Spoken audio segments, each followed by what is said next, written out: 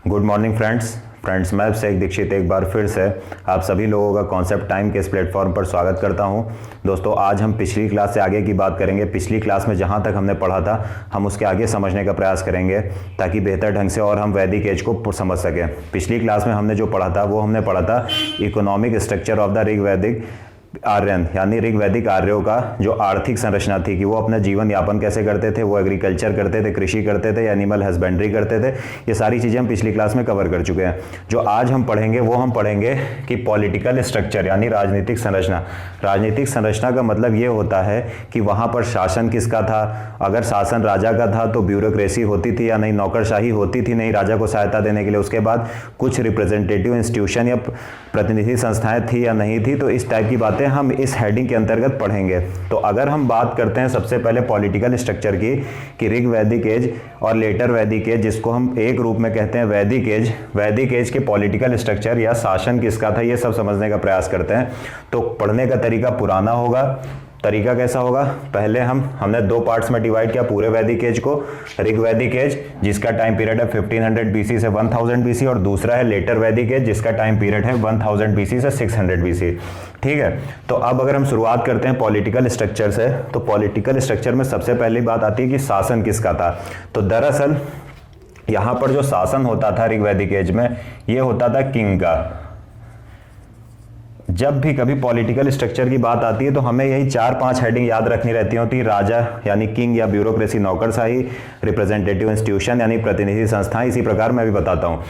अगर हम बात करते हैं किंग की या राजा की कि राजा कौन होता था, तो राजा की अगर हम बात करें तो ऋग वैदिक एज में या ऋग वैदिक काल में राजा जो होता था ये हेड ऑफ क्लैंस होता था। हेड ऑफ क्लैंस, या इसको हिंदी में हम लिखना चाहें तो कबीले का प्रमुख होता था। राजा कबीले का प्रमुख होता था। राजा क्या होता था? राजा कबीले का प्रमुख होता था।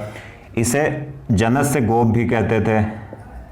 जनस्य गोप, इसे जनस्य गोप भी कहते थे, या हिंदी में लिख लें तो इसे हम जनस्य गोप या गोप्ता भी कहते थे। जनस्य गोप भी कहते थे। राजा कबीले का प्रमुख होता था और राजा को हम क्या बोलते थे? जनस्य गोप कहते थे। अब बात आती है इस राजा का काम क्या होता था। तो वर्क, जो हम अगर राजा के काम की बात करें तो राजा के मुख्यतः 2 काम होते थे। कौन कौन से? अगर हम राजा का पहला काम देखें तो राजा के मुख्यतः 2 काम होते थे। पहला क्या होता था? Security of clans. Security of clan यानी हिंदी में कहें तो कबीले की सुरक्षा। कबीले की सुरक्षा। और अगर हम दूसरा इसका काम देखें तो ये क्या होता था? Led the army in war. Led the army in war, यानी हम देखते हैं कि ये क्या करता था? युद्ध में आर्मी को नेतृत्व प्रदान करता था। ठीक है, यानी जब कभी कबीले का युद्ध होता था तो उस आर्मी को नेतृत्व कौन प्रदान करता था? वो उसको लीड कौन करता था? उसको लीड करता था राजा करता था। ठीक है, उसके बाद अगर हम देखें राजा इलेक्ट कैसे होता था या गवर्नेंस कैसी थी, अगर हम बात करें तो राजा ये जो था, राजा कैसे बनता था कोई, तो अगर हम यहां पर हम देखें तो यहां जो सिस्टम होता था उसको बोलते थे हेरिडेटरी मोनार्कियल कियल, या हिंदी में इसको कहें तो हिंदी में हम इसको बोलते हैं वंशानुगत राजतंत्र, राजतंत्रात्मक या राजतंत्र। यानी वंशानुगत राजतंत्र व्यवस्था कैसे, मतलब क्या होता है कि वंशानुगत राजतंत्र का मतलब होता है, पहली बात तो आप राजतंत्र का मतलब समझ लिया, मोनार्की का मतलब समझ लीजिए, या राजतंत्रात्मक का मतलब समझ लीजिए। राजतंत्र का मतलब या मोनार्की का मतलब होता है कि राजा का शासन, यानी शासन का जो संप्रभु, शासन का जो सर्वे सर्वा होता है, सब कुछ उसी के कहने से चलता है। वो कौन होता है? राजा। यानी राजा किसी की बात नहीं मानता, या ऐसा होता है कि कल्याणकारी राज्य भी हो, राजा सबकी बात माने। लेकिन यहाँ मोनार्की में क्या होता है कि राजा का एकमात्र शासन होता है, राजा शासन का सरप्रमुख होता है और उसकी जो मर्जी है वो कर सकता है। इसको बोलते हैं राजतंत्र। जैसे पुराने जमाने में राजा जो होते थे उनकी बात होती है। और हम जब हेरिडेटरी की बात कर देते हैं, वंशानुगत की बात करते हैं, तो इसका मतलब होता है कि राजतंत्र भी रहेगा, लेकिन वंशानुगत मतलब जैसे राजा खत्म होगा, राजा की डेथ हो जाएगी, तो उसके बाद उसका पुत्र या उसके राज परिवार से संबंधित कोई व्यक्ति ही गद्दी पर बैठेगा, बाकी कोई गद्दी पर नहीं बैठ सकता। तो वंशानुगत राजतंत्र का मतलब कि ऐसे राजा का शासन, राजा का संपूर्ण शासन, और वंशानुगत का मतलब कि जब भी राजा की डेथ होगी तो उसके बाद राजा कौन बनेगा, या तो उसका पुत्र बनेगा या राज परिवार से संबंधित कोई व्यक्ति राजा बनेगा। ठीक है, ये हमने देख लिया। अब अगर हम पॉलिटिकल सिस्टम या स्ट्रक्चर की बात कर रहे हैं और राजा की बात हो गई है, तो राजा अकेले शासन चलाने में सक्षम जरूर हो भी सकता है, लेकिन कुछ लोग ऐसे होंगे जो राजा की सहायता करते होंगे शासन चलाने में। तो अगर हम सेकंड पॉइंट की बात कर लें तो हम अब क्या देखेंगे, जैसे वर्तमान में भी होता है, प्रधानमंत्री होते हैं, प्रधानमंत्री को सहायता देने के लिए मंत्रिपरिषद या ब्यूरोक्रेसी होती है। मंत्रिपरिषद अलग होती है, ब्यूरोक्रेसी अलग होती है। तो हम यहाँ पर देखेंगे कि ब्यूरोक्रेसी क्या थी या नहीं थी, ब्यूरोक्रेसी थी या नहीं थी। यानी नौकरशाही की अगर हम बात करें, नौकरशाही की हम बात कर लें, तो नौकरशाही हम सबसे पहले अब देखेंगे कि नौकरशाही थी या नहीं थी। तो अगर हम बात करें नौकरशाही की, तो हम देखते हैं कि इस एज में या इस काल में, ऋग वैदिक एज में, जो परमानेंट अगर हम बात करें ब्यूरोक्रेसी एंड आर्मी, सेना, परमानेंट और ब्यूरोक्रेसी और आर्मी दोनों नहीं थी। यानी ना तो स्थायी नौकरशाही थी ना स्थायी सेना थी, यानी ना तो स्थायी नौकरशाही थी या ना ही स्थायी क्या थी, सेना थी। अब जो ब्यूरोक्रेसी, ऐसा नहीं थी, ब्यूरोक्रेसी जो होती थी स्थायी नहीं थी। और ये कैसी थी, ब्यूरोक्रेसी जो थी वो ब्लड रिलेशन से युक्त होती थी। यानी ब्लड रिलेशन से युक्त मतलब रक्त संबंध से युक्त, मतलब ये हुआ कि जो भी ब्यूरोक्रेसी में लोग होते थे वो राजा के रक्त संबंधित होते थे, या फिर एक पीढ़ी से दूसरी पीढ़ी में लगातार रक्त संबंधित ही व्यक्ति ही ब्यूरोक्रेट बनते थे। तो ये ब्लड रिलेशन से युक्त होती थी। प्लस आर्मी की अगर हम बात करें तो परमानेंट आर्मी होती नहीं थी, लेकिन वॉर के टाइम क्या होता था, युद्ध के समय क्या होता था, राजा जो था सिविलियन आर्मी बना लेता था, यानी नागरिकों को मिलाकर आर्मी बना लेता था और युद्ध करता था। तो हम ये देखते हैं कि यहाँ पर अभी परमानेंट ब्यूरोक्रेसी स्थापित नहीं हुई। आगे चलकर परमानेंट ब्यूरोक्रेसी या स्थायी नौकरशाही बनेगी, लेकिन यहाँ पर जो नौकरशाही थी वो परमानेंट नहीं होती थी, और आर्मी जो थी वो भी परमानेंट नहीं थी। तो ब्यूरोक्रेसी कैसी थी, ब्लड रिलेशन से युक्त थी। और कुछ इंपॉर्टेंट ब्यूरोक्रेट जो जिनका मेंशन किया, अगर हम उनकी बात करें ब्यूरोक्रेट्स की, तो जो प्रमुख ब्यूरोक्रेट होते थे उसमें एक होता था जो राजा को सलाह देते थे, पुरोहित, सेनानी और इष्पस। देखिए पुरोहित का मतलब तो वही समझ में आ रहा है कि जो पुजारी होता है उसको बोलते हैं। अगर हम सेनानी की मतलब करें जो सैनिक कार्यों से संबंधित होता है। अगर हम इष्पस की बात करें तो इष्पस का मतलब होता है जासूस, या इसको स्पाई बोलते हैं। तो ये हमने क्या देख लिया, ये हमने देख लिया ब्यूरोक्रेसी देख ली। अब चूंकि ये टॉपिक थोड़ा सा लंबा जाएगा तो मैं उधर आ जाता हूं, पहले पॉइंट टू पॉइंट डिस्कस कर लेते हैं। लेटर वैदिक एज में अगर हम किंग की बात करते हैं, लेटर वैदिक एज में अगर हम किंग की बात करें तो यहाँ पर कुछ बड़े चेंज हो जाते हैं, कुछ बड़े परिवर्तन हो जाते हैं। कैसे परिवर्तन होते हैं समझिए।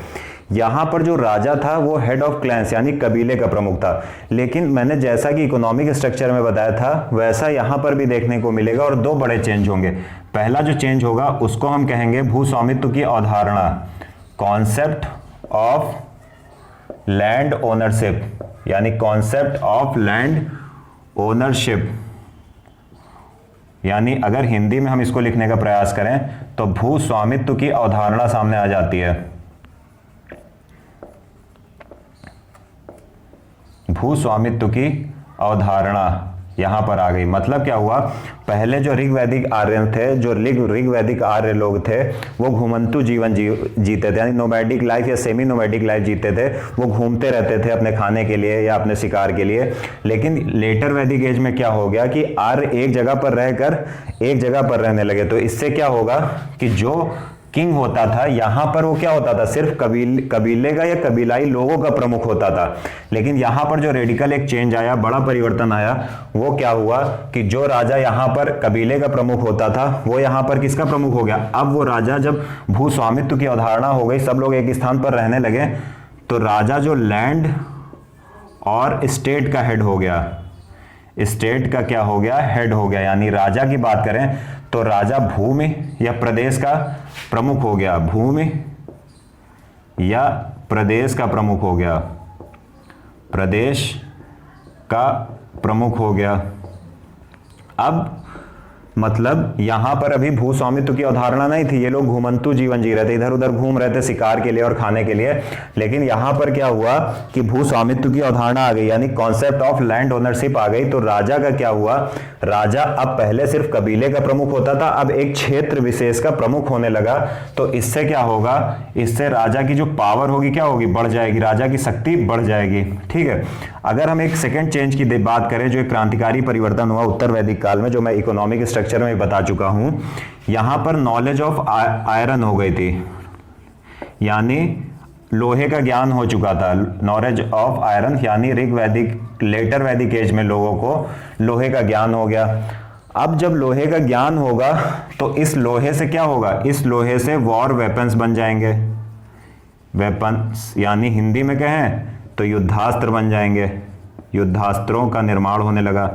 अब युद्धास्त्रों का अगर निर्माण होने लगा तो क्या हो जाएगा, राजा की शक्ति कम होगी या बढ़ेगी। अगर युद्धास्त्रों का निर्माण होने लगेगा तो सीधी सी बात है, राजा अब लोहे के हथियारों का प्रयोग करेगा, इसलिए उसकी क्या होगी, ताकत बढ़ जाएगी। तो पावर क्या हो जाएगी राजा की, या राजा की शक्ति क्या होगी, बढ़ जाएगी। उसके बाद अगर हमने ये समझ लिया, इतनी बातें समझी, अब अगर इन दोनों घटनाओं का एक हम रिजल्ट देखें क्या होगा, या कॉन्सिक्वेंस देखें, रिजल्ट की बात कर लेते हैं हम, या परिणाम की बात कर लेते हैं। हम परिणाम की बात करें कि इन दोनों घटनाओं का परिणाम क्या होगा। राजा जो पहले सिर्फ कबीले का प्रमुख होता था, अब भूमि का प्रमुख हो गया, भूमि का स्वामी हो गया, उसकी पावर बढ़ गई। इसी तरह जब लोहे का ज्ञान हुआ और राजा जो था वो लोहे के युद्धास्त्रों का निर्माण करने लगा, अस्त्रों का निर्माण करने लगा, तो उसकी पावर बढ़ी। तो इसका रिजल्ट क्या आएगा, इसका रिजल्ट जो आएगा वो ये आएगा कि कुल मिलाकर क्या होगा, किंग्स पावर इंक्रीज कर जाएगी, यानी राजा की शक्ति जो होगी वो क्या हो जाएगी, बढ़ जाएगी। अब जब राजा की शक्ति बढ़ जाएगी तो सीधी सी बात है, राजा की शक्ति बढ़ेगी तो यहीं पर जब राजा की शक्ति बढ़ती है तो ऐतरेय ब्राह्मण, जो हमने फर्स्ट या सेकंड क्लास में पढ़ा था, शायद सेकंड क्लास में, ऐतरेय ब्राह्मण टेक्स्ट यानी ऐतरेय ब्राह्मण नामक ग्रंथ में पहली बार राजा को कहा गया कि राजा ईश्वर का प्रतिनिधि है। यानी राजा को क्या बोला गया कि राजा जो है क्या है, रिप्रेजेंटेटिव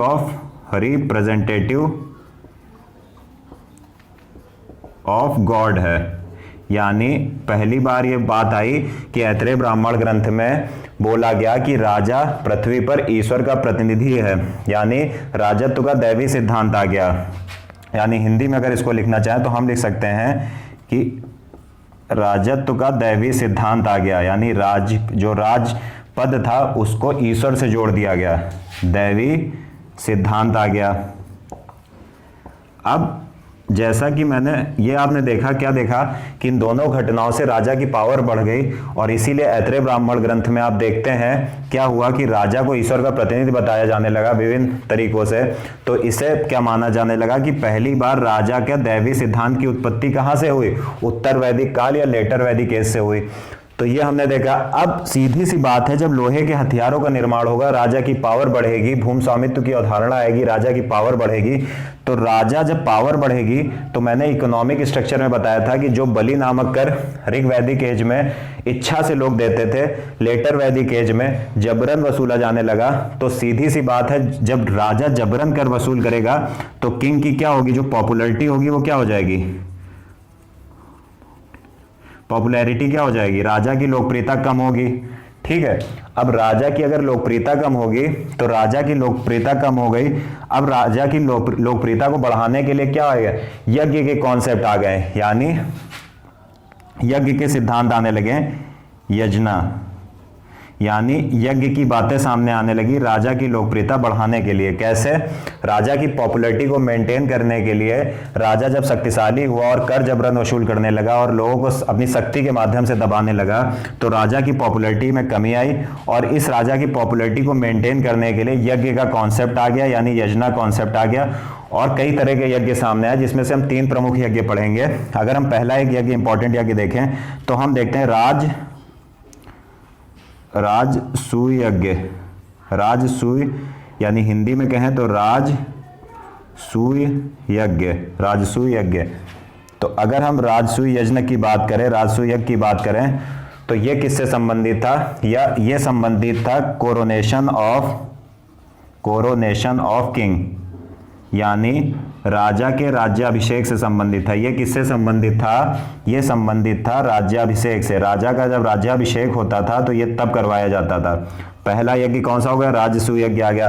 अगर हम दूसरे यज्ञ की बात करें तो दूसरा यज्ञ होगा वाजपेय यज्ञ, वाजपेय यज्ञ या यज्ञ। और वाजपेय यज्ञ क्या होता था? वाजपेय यज्ञ में क्या होता था? रेस ऑफ चैरियट्स होती थी। रेस ऑफ चैरियट्स मतलब राजा रथों की दौड़ का आयोजन कराता था, एक प्रकार का कंपटीशन करवाता था, और इसमें जो भी राजा के सहयोगी होते थे, जो एसोसिएट्स होते थे, सहयोगी होते थे, वो राजा को जबरन जिता देते थे, यानी राजा की विक्ट्री करा दी जाती थी। यानी राजा यहाँ पर बाजीगर था, खुद ही आयोजन कराता था रथों की दौड़ का और खुद ही राजा को जिता दिया जाता था। तो इसे क्या बोलते थे? इसे बोलते थे वाजपेय यज्ञ। अगर तीसरे यज्ञ की बात करें तो एक होता था अश्वमेध यज्ञ, यानी वाजपेय यज्ञ के द्वारा राजा रथों की दौड़ करवाई जाती थी और उसमें जबरन राजा को जिता दिया जाता था। यानी जितने लोग रथ की दौड़ करते थे, जैसे ही देखते थे राजा पिछड़ रहा है, धीरे धीरे अपना रथ धीमा कर देते थे, राजा जीत जाता था, क्योंकि डर भी रहता था अगर कहीं राजा हार गया तो हम सबका क्या होगा। अगर तीसरे हम यज्ञ की बात करें तो तीसरा जो आप अक्सर रामायण में या कई जगह देखेंगे, महाभारत में देखते हैं, तो आता है अश्वमेध यज्ञ। अश्वमेध यज्ञ। अब अश्वमेध यज्ञ क्या होता है? अश्वमेध यज्ञ क्या होता है? इसमें होता क्या था? एक घोड़े को यज्ञ के बाद एक घोड़े को छोड़ा जाता था और वो घोड़ा जिन जिन क्षेत्रों में जाता था वहां पर राजा का रूल एस्टेब्लिश हो जाता था। यानी अगर हम लिखना चाहें सिनॉप्सिस तौर पर तो rule established where horse passed, जहां भी हॉर्स क्या करता था? पास करता था, हॉर्स पास्ड। यानी यज्ञ के बाद छोड़ा हुआ घोड़ा जिन जिन क्षेत्रों से बिना किसी प्रतिरोध के गुजरता था, वो सारे क्षेत्र किसके हो जाते थे? वो राजा के हो जाते थे। लेकिन अगर कोई उस घोड़े को रोकता था तो फिर युद्ध होता था, राजा घोड़े रोकने वाले से युद्ध करता था। ठीक है, तो ये प्रमुख क्या हो गए? अश्वमेध यज्ञ वगैरह होने लगे। क्यों? क्योंकि राजा की पॉपुलैरिटी कम हो रही थी, उसको मेंटेन करने के लिए। तो ये हमने क्या देख लिया? ये हमने किंग का कॉन्सेप्ट देखा लेटर वैदिक एज में। अब हम बात करते हैं ब्यूरोक्रेसी की, जो हमने यहां पर देखी थी। ब्यूरोक्रेसी की अगर हम बात करें या नौकरशाही की बात करें, ब्यूरोक्रेसी की अगर हम बात कर दें या नौकरशाही की हम बात करें, तो जो ब्यूरोक्रेसी यहां पर भी क्या था? परमानेंट ब्यूरोक्रेसी नहीं थी। तो सेम कंडीशन यहां भी होगी। परमानेंट ब्यूरोक्रेसी का निर्माण अभी भी नहीं हुआ था। परमानेंट जो ब्यूरोक्रेसी होती है, ब्यूरोक्रेसी अभी भी नहीं बनी थी। ठीक है, यानी परमानेंट ब्यूरोक्रेसी यहां भी नहीं थी, वहां भी नहीं थी। और दूसरी चीज, यहां पर ब्यूरोक्रेसी क्या थी? रक्त संबंध से युक्त थी, ब्लड रिलेशन से युक्त थी। वैसे यहां पर भी हुआ, ब्लड रिलेशन से युक्त थी, रिलेशन से युक्त थी। चलिए एक बार फिर से देखते हैं, फिर आगे बढ़ते हैं। यहां पर जो राजा होता था वो कबीले का प्रमुख होता था। इसे जनस्य गोप कहते थे। इसका काम था कबीले की सुरक्षा और युद्ध में कबीले का नेतृत्व करना। और यहाँ पर शासन होता था वंशानुगत राजतंत्र। यहाँ पर दो बड़े चेंज हुए, क्रांतिकारी परिवर्तन हुए। पहला चेंज हुआ कि कॉन्सेप्ट ऑफ लैंड ओनरशिप आ गया, भू स्वामित्व की अवधारणा आ गई। इससे क्या हुआ, जो राजा पहले कबीले का प्रमुख होता था अब भूमि का स्वामी बन गया। इससे राजा की पावर बढ़ गई। दूसरा एक प्रमुख बड़ी घटना हुई कि उत्तर वैदिक काल में लोगों को लोहे का ज्ञान प्राप्त हो गया। तो लोहे के ज्ञान से क्या हुआ, लोहे से वॉर वेपन्स यानी युद्धास्त्रों का निर्माण हुआ। इससे राजा की पावर बढ़ी। इन दोनों बड़ी घटनाओं का परिणाम क्या हुआ, इन दोनों बड़ी घटनाओं का परिणाम यह हुआ कि राजा की पावर बढ़ने लगी। ऐत्रेय ब्राह्मण ग्रंथ में राजा को ईश्वर के प्रतिनिधि बताया जाने लगा, रिप्रेजेंटेटिव ऑफ गॉड बताया जाने लगा। और यहीं से हम राजत्व का दैवी सिद्धांत, डिवाइन जो उत्पत्ति मानते हैं, दैवी सिद्धांत की उत्पत्ति मानते हैं, वो यहीं से ऐत्रेय ब्राह्मण ग्रंथ से और लेटर वैदिक काल से प्रथम बार मानते हैं। इसी तरह हम देखते हैं कि जब राजा की शक्ति बढ़ेगी तो एक बड़ी घटना यह भी होगी कि राजा जबरन कर वसूल करने लगेगा। हमने इकोनॉमिक स्ट्रक्चर में देखा था। तो कर वसूल करने से क्या होगा, उसकी पॉपुलैरिटी कम होगी। अब पॉपुलैरिटी कम होगी तो उस पॉपुलैरिटी को मेंटेन करने के लिए राजा यज्ञ करवाएगा। अब यज्ञ कौन से इंपॉर्टेंट थे? यज्ञ कई प्रकार के होते थे। हम 3 तरह के इंपॉर्टेंट यज्ञ पढ़ेंगे। पहला यज्ञ होता था राजसूय यज्ञ, जिसमें राजा के राज्याभिषेक के समय कराया जाता था। उस दूसरा यज्ञ होता था वाजपेयी यज्ञ। वाजपेयी यज्ञ में क्या होता था, एक घोड़ों की दौड़ आयोजित कराई जाती थी, रथों की दौड़ आयोजित कराई जाती थी, और उसमें किसकी विक्ट्री कराई जाती थी, उसमें जानबूझकर किंग की विक्ट्री करा दी जाती थी। ठीक है। उसके बाद तीसरा जो यज्ञ होता था अश्वमेध यज्ञ, जिसको आपने कई प्रोग्राम्स में देखा होगा, जो भी प्रोग्राम आते चाहे वो रामायण हो या महाभारत हो, कि एक यज्ञ के बाद एक घोड़ा छोड़ा जाता था और वो घोड़ा विभिन्न क्षेत्रों से होकर गुजरता था, और जिन जिन क्षेत्रों से वो घोड़ा होकर गुजरता था वहां पर राजा का अधिकार हो जाता था। यदि उस घोड़े को कोई रोकता था तो राजा, जिसने अश्वमेध यज्ञ करके घोड़ा छोड़ा था, वो उस रोकने वाले को से युद्ध करता था। उसके बाद अगर हम ब्यूरोक्रेसी, तो ब्यूरोक्रेसी में कोई खास डेवलपमेंट नहीं दिखता। यहाँ पर परमानेंट ब्यूरोक्रेसी नहीं थी, यहाँ भी नहीं थी। यहाँ ब्यूरोक्रेसी जो थी ब्लड रिलेशन से युक्त थी, यहाँ भी थी। अब चलिए आगे बात करते हैं।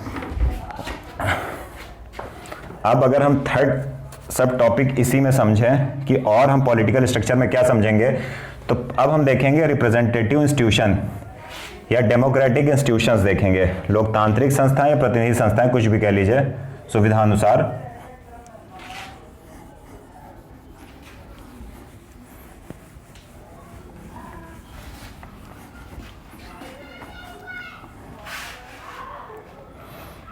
अगर अब हम बात करें कि हमने देख लिया किंग, देख लिया राजा क्या था, ब्यूरोक्रेसी देख ली। अब अगर हम तीसरी इंपॉर्टेंट चीज चेक करते हैं पॉलिटिकल स्ट्रक्चर में, तो हम देखेंगे representative institute, representative institutions, institute नहीं इंस्टीट्यूशंस, यानी हिंदी में लिखें तो प्रतिनिधि संस्थाएं थी या नहीं थी, कुछ प्रतिनिधि संस्थाएं थी या नहीं थी। तो अगर हम प्रतिनिधि संस्थाओं की बात करें कि इस एज में या इस काल में प्रतिनिधि संस्थाएं थी या नहीं थी, तो हम देखते हैं यहाँ पर कई 4 तरीके की प्रतिनिधि संस्थाएं मिलती हैं। पहली अगर हम बात करें, जिसे हम कहते हैं सभा, हिंदी में भी इसको सभा कहते हैं, और हम देखते हैं सभा क्या होती थी। तो सभा की अगर हम बात करें तो सभा में जो होता था वो कौन लोग शामिल होते थे, जो इस एक सभा नामक प्रतिनिधि संस्थाएं ऋग वैदिक एज में होती थी। इसमें जो आर्य कौन से एक्सपीरियंस लोग होते थे,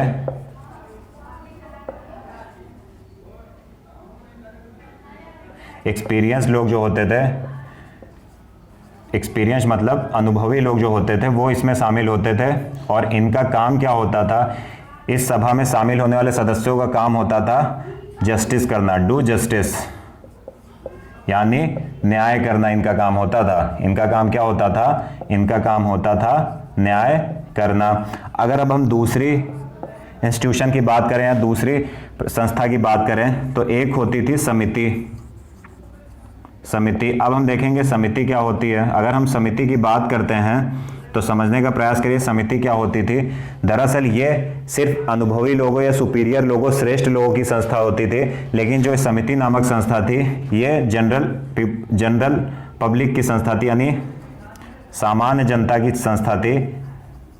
इसमें आम लोग शामिल होते थे, आम आदमी पार्टी वाले आम नहीं, आम लोग जितने होते थे सब इसमें शामिल होते थे। और इसका काम क्या होता था, तो ये क्या काम करती थी, ये राजा की क्या होता था, एक तो राजा का जो निर्वाचन होता था या राजा जो बनता था, जो राजा मैंने अभी पीछे बताया था कि राजतंत्रात्मक क्या था, वंशानुगत राजतंत्रात्मक था, राजतंत्रात्मक वंशानुगत था, लेकिन फिर भी एक निर्वाचन नामक प्रोसेस यहां पर होती थी।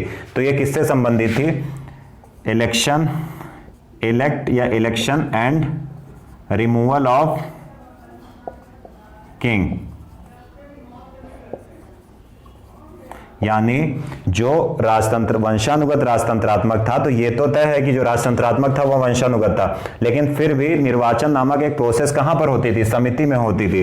समिति किससे संबंधित थी, समिति का मुख्य काम था election and removal of king. ठीक है। इसके बाद जो तीसरी एक इंपॉर्टेंट संस्था आती है, अगर हम उसकी बात करें तो तीसरी इंपॉर्टेंट संस्था थी विदत, विदत यानी हिंदी में लिखना चाहें तो विदत। और इस संस्था के बारे में जो जानने योग्य बात है, पहली बात तो ये इनकी ओल्डेस्ट इंस्टीट्यूशन थी, सबसे पुरानी संस्था थी। ठीक है। और इसका काम क्या होता था, इसका काम होता था, पहली बात तो ये हो गई कि ये मिलिट्री फंक्शंस देखती थी, प्लस ये रिलीजियस फंक्शंस भी देखती थी।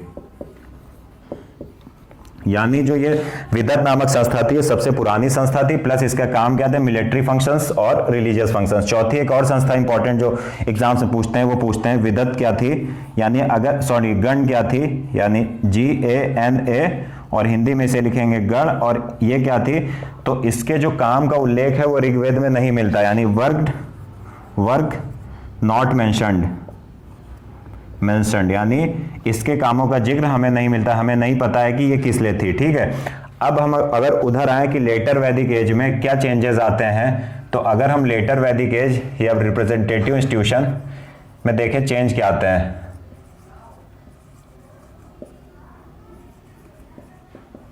इंस्टीट्यूशंस की बात करें, अगर हम रिप्रेजेंटेटिव इंस्टीट्यूशंस में चेंज की बात करें तो जैसा कि मैंने बताया कि उत्तर वैदिक काल में भूमि स्वामित्व की अवधारणा और लोहे की खोज से राजा की पावर बढ़ती है। तो जब भी राजा की शक्ति बढ़ेगी तो संस्थाओं का महत्व तो कम होने लगेगा। आप इटली के संदर्भ में, मुसोलिनी के संदर्भ में, या हिटलर जर्मनी के संदर्भ में दे सकते हैं। जब कभी राजा शक्तिशाली होगा, अगर आप इतिहास उठाकर देखिए तो जितनी भी प्रतिनिधि संस्थाएं होंगी, लोकतांत्रिक संस्थाएं होंगी, उनका महत्व तो कम हो जाएगा। तो इसलिए अगर हम पहली बात यहाँ पर देखें कि ये जो दो सभा एंड समिति नामक संस्था थी, सभा एंड समिति नामक संस्था थी, तो जो बड़ा चेंज होगा, क्योंकि राजा की शक्ति बढ़ी तो इनका जो इंपॉर्टेंस था या इनका जो महत्व था वो क्या हो जाएगा, इनका महत्व कम हो जाएगा। क्यों? क्योंकि राजा की पावर बढ़ रही है। और जब भी इतिहास उठाकर देख लिए, जब भी राजा की पावर बढ़ेगी तो इनकी जितनी भी लोकतांत्रिक संस्थाएं हैं उनकी पावर कम हो जाएगी। दूसरी दो और कौन सी संस्थाएं, दो और संस्थाएं हैं आपकी, एक है आपकी कौन सी, विदत, ठीक है, और दूसरी कौन है, गण। तो ये जो संस्थाएं थी इनका महत्व कम हो गया और विदत और सीज्ड टू एग्जिस्ट, यानी ये संस्थाएं समाप्त हो गई। हिंदी में कहें तो समाप्त हो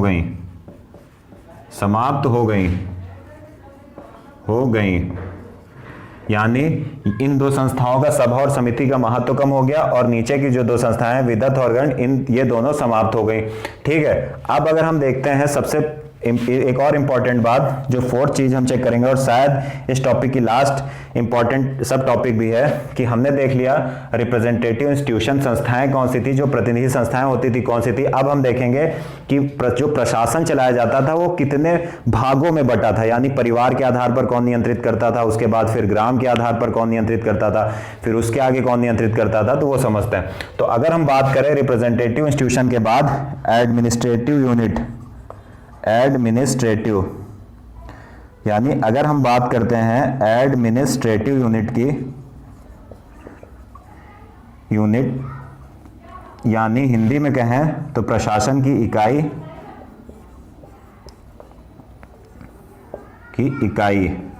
ठीक है। अगर हम बात करें प्रशासन की इकाई की, तो जो प्रशासन की सबसे छोटी इकाई थी ऋग्वैदिक काल में, सबसे छोटी इकाई प्रशासन की होती थी कौन सी, फैमिली या परिवार। और फैमिली परिवार का जो प्रमुख होता था, हेड होता था, मुखिया होता था, उसको बोलते थे कुलप, यानी हिंदी में लिखें तो कुलप, ठीक है। इसके बाद जो कुछ, जब सीधी सी बात है, सबसे छोटी इकाई फैमिली होगी और जब बहुत सारी फैमिली मिल जाएंगी तो क्या हो जाएगा, ग्राम या गांव का निर्माण हो जाएगा। तो फैमिली से फिर क्या बनेगा, फैमिली से बनेगा विलेज, और विलेज का जो प्रमुख होगा उसको बोलते थे ग्रामणी, यानी हिंदी में लिखे तो ग्रामणी, ठीक है। अब कई फैमिली मिलकर विलेज बनाई, कुछ विलेज मिलाकर क्या बनाएंगे, कुछ लोग, विलेज का जो ग्रुप होता था उसको बोलते थे विश, यानी हिंदी में भी लिख लीजिए तो विश, और इसका जो प्रमुख होता था उसको बोलते थे विशपति।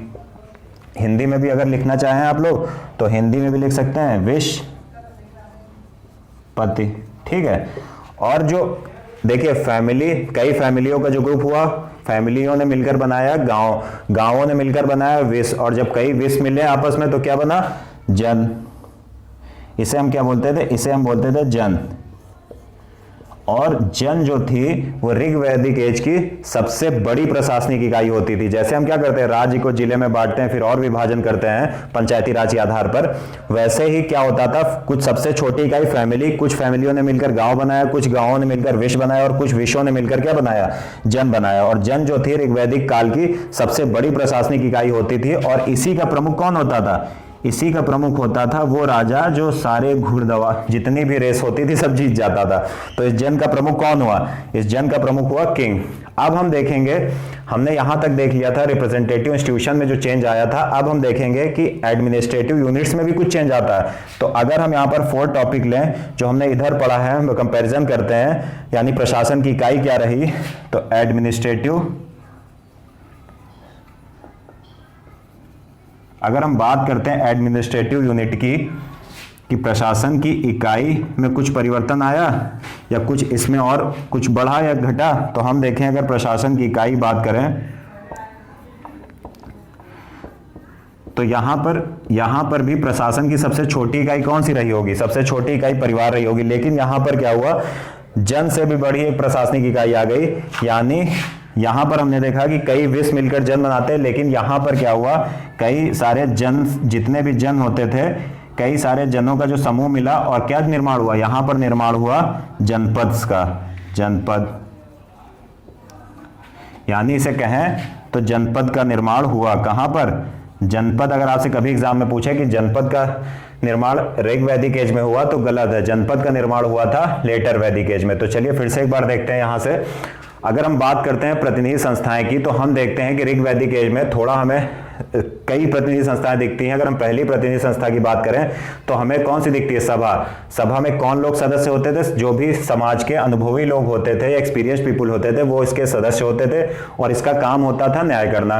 अगर हम दूसरी इंपॉर्टेंट संस्था की बात करें तो वो होती थी समिति। समिति में कौन होता था, सामान्य जनता, जनरल पब्लिक होती थी। इसका काम election and removal of the king, यानी राजा का निर्वाचन और उसको पद से हटाने संबंधी कार्य कौन देखती थी, समिति देखती थी। अब अगर हम देखें तीसरी संस्था तो विदत मिलती है। विदत सबसे पुरानी संस्था होती थी और इसका काम मिलिट्री और यानी सैन्य और धार्मिक गतिविधियों से संबंधित था। चौथी संस्था जो होती है वो थी गण, और गण के कार्यों का उल्लेख हमको ऋग्वेद में नहीं मिलता, इसलिए हमें नहीं पता कि इसका क्या काम था। अगर हम उधर आ जाएं, कंपेयर करें रिप्रेजेंटेटिव इंस्टीट्यूशंस की, तो चूंकि लेटर वैदिक काल में 2 बड़े परिवर्तन हुए थे। एक तो भूमि स्वामित्व की अवधारणा आई थी, कॉन्सेप्ट ऑफ लैंड ओनरशिप, और सेकंड क्या हुआ था, नॉलेज ऑफ आयरन यानी लोहे की खोज हुई थी। तो इन दोनों बड़ी घटनाओं से राजा की शक्ति बढ़ी थी। हमने पहले देखा राजा की शक्ति जब भी बढ़ेगी, आप इतिहास उठाकर देख लीजिए, जितनी भी लोकतांत्रिक या प्रतिनिधि संस्थाएं होंगी उनकी शक्तियां कम होंगी। तो यहां पर क्या हुआ, जो ये सभा और समिति नामक 2 संस्थाएं थी, इनकी पावर कम हो गई। और अगर ये जो दोनों संस्थाएं थी विदत और गण, ये लगभग समाप्त हो गई। अब अगर हम बात करते हैं एडमिनिस्ट्रेटिव यूनिट की, यानी प्रशासन कैसे संभाला जाता था, कितने भागों में विभाजित करके संभाला जाता था, तो हम देखें कि जो सबसे छोटी इकाई होती थी प्रशासन की वो होती थी फैमिली। और फैमिली का जो मुखिया होता था उसे हम बोलते थे कुलप। कई फैमिलियां मिलाकर एक गांव बनाती थी और गांव का प्रमुख होता था ग्रामणी। कई विलेज मिलाकर विश बनाते थे और विश का प्रमुख होता था विशपति। इसी तरह कई विश मिलाकर एक जन बनाते थे और जन का प्रमुख कौन होता था, राजा। याद रखिएगा, जन का प्रमुख राजा था।